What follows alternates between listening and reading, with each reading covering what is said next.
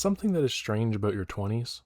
Everyone talks about finding yourself, but nobody talks about how much that process happens through other people. Truly, I feel like I've learned more about myself through my experiences with other people and the relationships I've had with friends, family, and even intimate relationships with loved ones.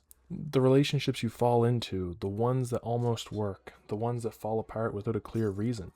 Looking back, I don't think my 20s taught me who I was by giving me answers. Looking back, I don't think my early 20s or teenage years taught me who I was by giving me answers. It did by showing me what didn't feel right and what did feel right through experiences with other people. I used to think relationships were supposed to give you certainty. Like once you had someone, a partner, a solid friend group, life would be more stable. But a lot of my early relationships did the opposite. They exposed how unsure I actually was as a person. I remember being in a relationship where everything looked fine from the outside. We talked constantly, saw each other all the time, and if I'm being honest, I confused intensity with connection. At the time, I thought love meant closeness, always being available, always checking in, always needing reassurance. Now I realize a lot of that wasn't love.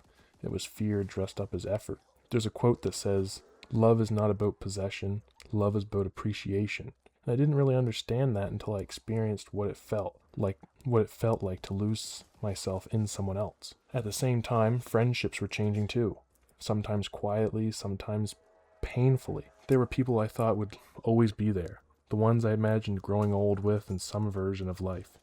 And then one day the conversations just slowed down, the effort became uneven.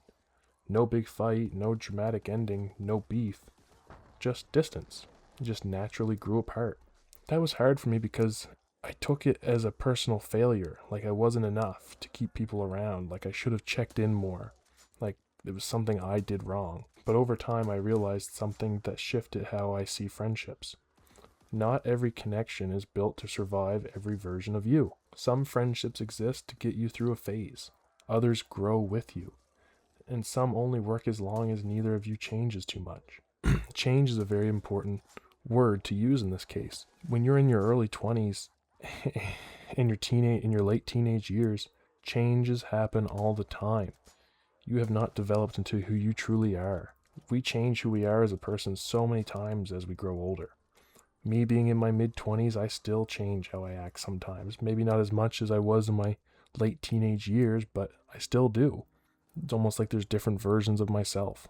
Between all this confusion and jumping between losing and gaining relationships, loneliness crept in somewhere between all of that.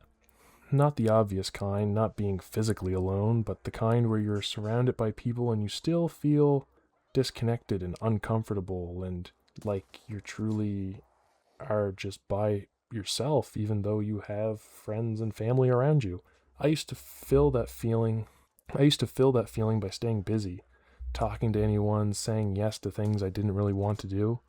But loneliness doesn't disappear when you avoid it. It just grows.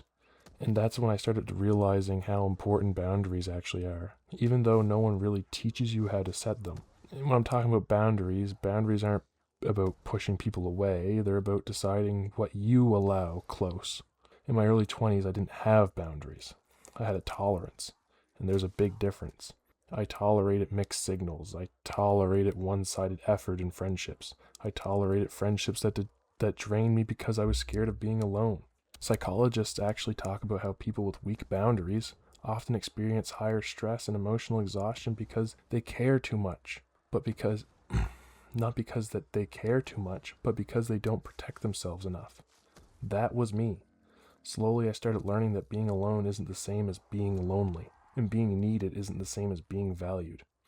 Somewhere along the way, relationships stopped being about proving myself and started being about alignment. That's when I started setting those boundaries.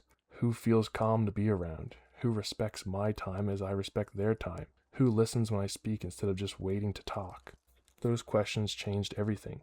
In a true relationship, the same energy you give back to somebody should be then given back to you.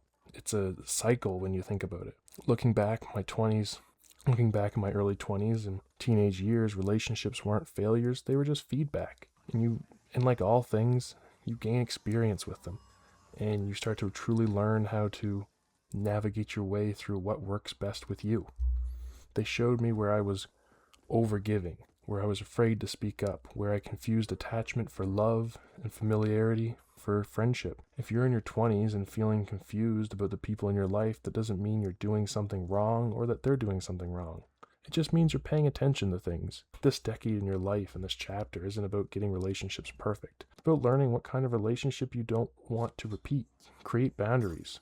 Keep your distance from the ones that you know aren't giving off the same energy that you're giving. It doesn't mean you have to cut people off necessarily and be a bad guy. And maybe that's the point. Because every connection, even the ones that don't last, leaves you a little more aware than you were before. Thanks for watching. In the future, I want to discuss more about boundaries and self-respect, loneliness and self-connection, friendships and drifting apart, and love and attachment. This video is only the tip of the iceberg. Leave a comment down below and discuss about it. I'll see you in a future video. Bye-bye.